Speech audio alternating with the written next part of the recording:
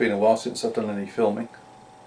I've been gaming, mainly solitaire, but and a bit online, but haven't done any videos for a while, so thought it's about time I sort of put one together.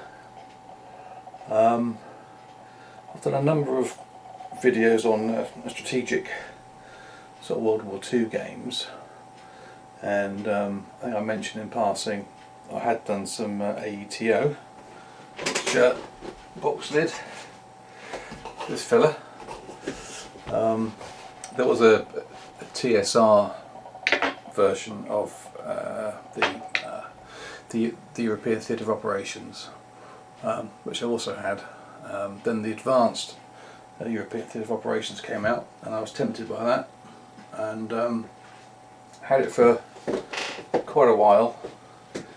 It's not something to be entered into lightly if you want to play the game, and I was very lucky in that I bumped into a fellow in the UK, a chap called Glenn. Hope you're still well, Glenn, haven't seen you for a while, who had played the advanced European Theatre of Operations, but not only this one, he had played the advanced Pacific Theatre of Operations, and indeed even played the combined game, I believe, starting with the onset of the Spanish Civil War. So someone who clearly felt quite comfortable with the system and all the wheels within wheels, which is what's going on with this very detailed sort of simulation. And we were able to get together, and we actually played it at a con in the UK with another friend of ours. Played it 3-player, played it for a couple of 2-3 days, then recorded the position on the map and came back to it 6 months later, set it up again and finished it off. So at least I know I've played it once, right to the end, and it was great fun, and there's nothing else that has quite the same sort of storyboard which you see evolving in this one, but we're very lucky to have a walking, talking rule book in the form of Glenn, who was able to say, sort of quote chapter and verse on just about any obscure rule that you might be getting stuck with. And this is, I think, probably what puts people off playing this. In the original game, it actually has two rule books combined together. It's about 144 pages. So you're not going to be playing this on the day that the game arrives through your letterbox.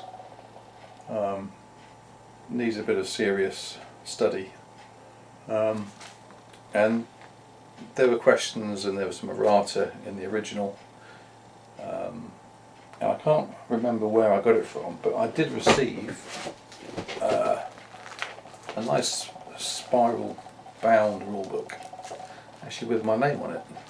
Now I think I may have got this from Eric Harvey. I think he was actually at his own expense sending out updated rulebooks, because Eric Harvey was the guy who was supporting the game very prolifically on Consume World, and on hand to answer lots of questions. He seems to have gone into other areas now, so he's not around quite so much anymore, which is a pity, because there's always going to be more questions, and there's no real hardcore of players that seem to play this that could potentially sort of substitute themselves as a sort of rules guru to try and field some of these queries.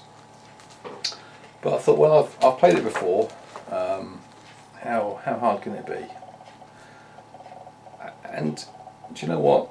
If you stick with it and you're prepared to put in some graft, I think you will find the answers to nearly all the questions actually in the rule book. There's quite a long Q&A Word document on Consim World. I think it's about 60 pages. But I think a lot of those were generated from the original rule books, so they're now answered in the combined book, which is still downloadable, either from the Decision Games website, because it was Decision Games that made this game, or if it's not on the Decisions website, it'll be on Consim World or possibly on Board Game Geek. So I thought I'd give it another go. I've just finished setting it up, and I've done some of the first turn, and I am reminded what a complete game it is in terms of what it covers. So in the very first turn we've had the Surface Raiders, the Lutzow and the Admiral Graf Spee interdicting the Western Powers convoy routes in the South Atlantic. There's been a number of task forces that have attempted to search and destroy the two raiders, which have failed, but there actually was a chance for them to find them on the first turn. The U-boats are taking up position in the North Atlantic waters to start strategic warfare on the following turn, and there's a bit of jockeying for position in terms of a bit of supply going over to Africa for the Italian forces, and the UK trying to decide how much of its naval assets it can afford to send to try and protect the convoy routes from the submarines or the U-boats. There's actually a subtle difference between tactical submarines and U-boats in the game. The U-47 tactical sub has actually managed to infiltrate the naval base at Scapa Flow, where it proceeded to damage the Rodney and the Nelson battleships, much to the disappointment of the Allies. So they'll now try and use their land-based air to hunt down the submarine in the up-and-coming air steppes. Germany is deployed to attack Poland. The Polish have set up first, and they're given 2 free offensives in the September 39 turn to try and conquer Poland, which I seem to remember was, I think you should be able to do it. Whether you can do it cheaply is another question, because everything costs in the game, from buying offensives to trying to replace units and buy stuff that comes in from the order of battle into the force pool. There was another add-on expansion, Africa Orientale Italiana, which sounds like some sort of Mediterranean pasta dish, but it's actually a nice little add-on which adds the fighting in Northeast Africa, essentially in Ethiopia or Abyssinia, I think it was at the time. So that can actually go back to the start of October 35, or you can do the Spanish Civil War, so there's maps for that. I mean, don't think I'd be recommending that for your first outing. There's also some little twists and turns on some order of battle, some bit of errata for the standard order of battle, and some interesting aircraft like the ferry battles that weren't in the original order of battle for the British aircraft. They now make an appearance, and there's a few other obscure which, if you're into your World War II hardware, you'll be pleased to see. If you'd like to see the complete orders of battle that were available. The one thing we did find with the game when we played it was that the preponderance of aircraft starts to weigh quite heavy as an overhead to gameplay, in that you may have aircraft going to support a particular combat hex, and there'll be bombers from both sides trying to contribute offensive or defensive strength. There'll be interceptors and counter-interceptors, and you could have, a dozen aircraft each, and there's two rounds of air combat, as I recall. So you start doing that on the Eastern Front, for example, and suddenly you've got a lot of stuff going on, which does slow the game down. Now there is a wartime replacement rule, and there's also a rule which means that you are not allowed to replace units which have been eliminated.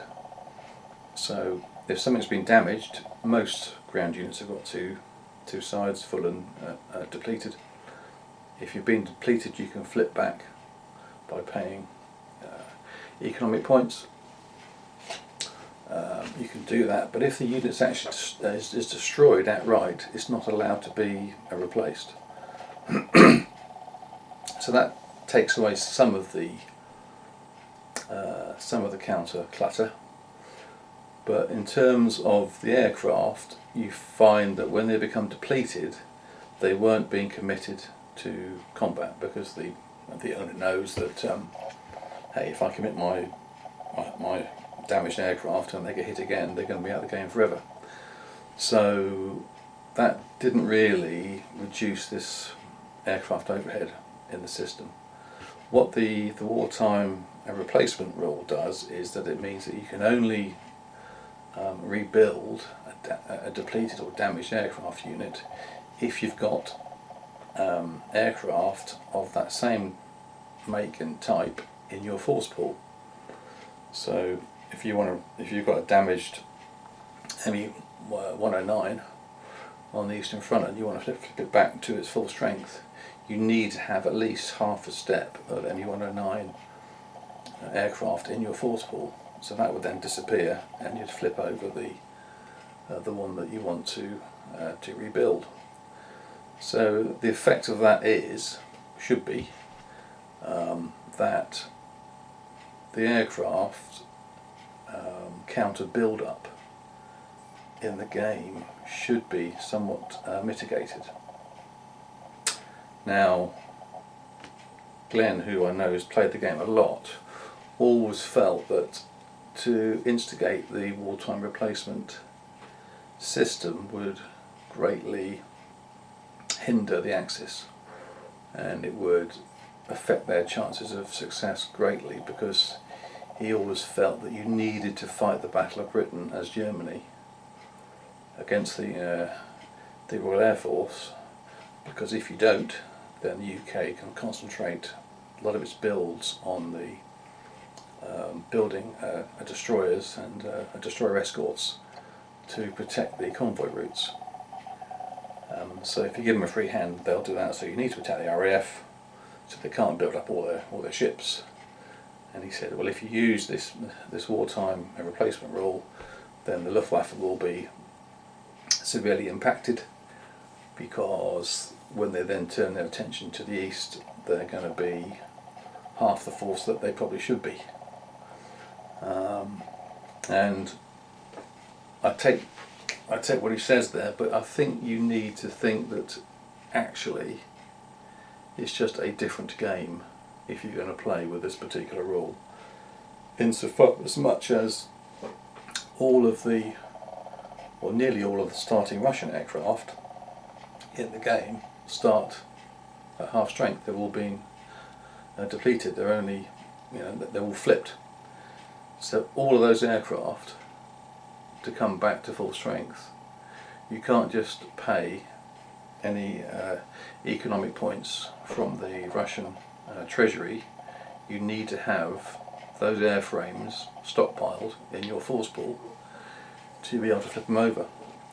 So I think that the jury's out, and I suppose I'm now sat in the place of the jury, and I was going to give it a go. Now I did try this quite some time ago. After we played at the convention, so I wanted to try a few things in terms of, because I think the Germans got the wrong end of the stick in our game, and I was trying to work on the opening moves, which is always a fascinating thing to do.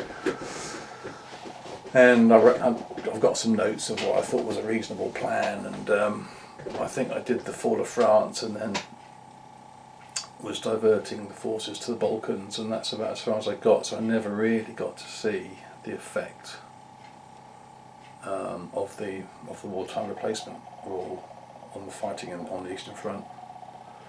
So I'm going to give it another go. Now I think this game is now very hard to get hold of. It's certainly out of print. You don't see very many copies on Board Game Geek, but I just wonder how many of them ever really got played. I suspect it's a game which people are quite proud to own. It probably sits on their shelf and they're a bit reluctant to get rid of it, but possibly also equally reluctant to actually play it, which is a bit of a shame. When I had my maps scanned, I had them enlarged from something like 16 to 22 millimeters. So what's that? That's about just over a third in terms of the sort of linear magnitude. So approximately twice the area for the hexes, which means you can more or less fit 2 stacks in one hex. And I'll show you the map in a minute, and that does definitely alleviate sort of counter stacks, and you can almost keep the air bases separate from the land units, which is nice. Makes it a lot more practical. Don't think it was horrendously expensive. Can't remember now. It was a long time ago. So that's very much at the beginnings of the game. I've been through the rules again. I've had lots of stop-start. Oh, is that legal? What do I do with this? Is that? But there's a very good index at the back of my personalised copy. I suspect it's a similar index to the one that's now on the back of the online rulebook. So no reason to think that's any different. And it's all pretty much in there. Just a matter of finding it. So I'll do a quick walk around the map in case you haven't actually seen. So I don't think there's any videos I've found. There's a video of the earlier TSR one, but that's just literally a look at the components. There wasn't any commentary on the game at all. So it's pretty, because it doesn't get much table time, which is a bit of a pity. Anyway.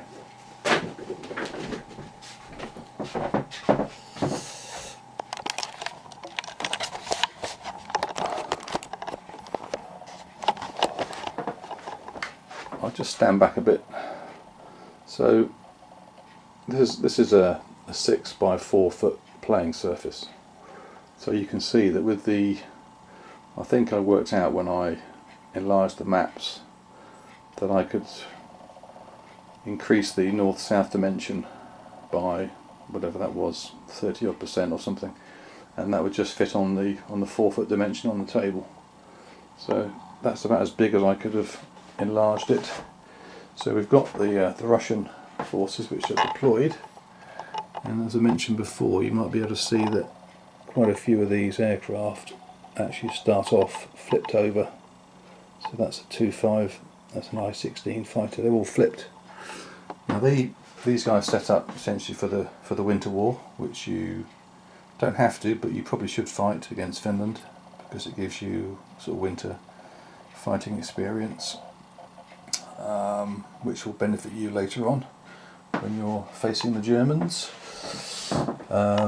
Here's the UK, Scarpa Flow with the earlier mentioned U-47. That's actually now being used So that will come off, which will expose the tactical submarine. And the two fleets, actually I'm using the wartime naval setup, so actually Task Force 3, which is here, that's number 3, that allows the aircraft carriers, the Ark Royal and the Furious, to start actually essentially on sort of manoeuvres, so they're not in port when the ex-craft are able to infiltrate the port. So to their benefit, but to the disadvantage of the Rodney. Let's see if I can get a bit clearer. Yeah, the Rodney and the Nelson that are now damaged. You can get them repaired. It will take time and it will take money, but there we go. So Poland is set up. I'm not sure whether that's an optimal defensive position. I suspect not. And the Germans are poised. They've got an HQ, one north and one south. They've got 2 offensives banked, which they're about to use to. It's an interesting combat mechanic where essentially you get 3 phases. You get a blitz, movement and combat, and then a regular move and combat, and then you get an exploitation, but not for those armoured units that blitzed. So you can do lots of damage in this sort of multi-layered combat system. French are starting to deploy. There's interesting restrictions. I mean, the French could, for example, fortify the Belgian-French border, but that would then potentially negate the Sitzkrieg, which comes into place after the fall of Poland. So rather than having until April 1940 to prepare, if you do that, then there's a chance that the Axis can end Sitzkrieg early. And equally, if you start building fortifications within France itself. So there's lots of interesting political interaction. Way down there, I think that's the Lutzow and the Grafspee, duelling it out with the Hunters, and then Graziani's forces. Let's see whether I can get a little bit closer.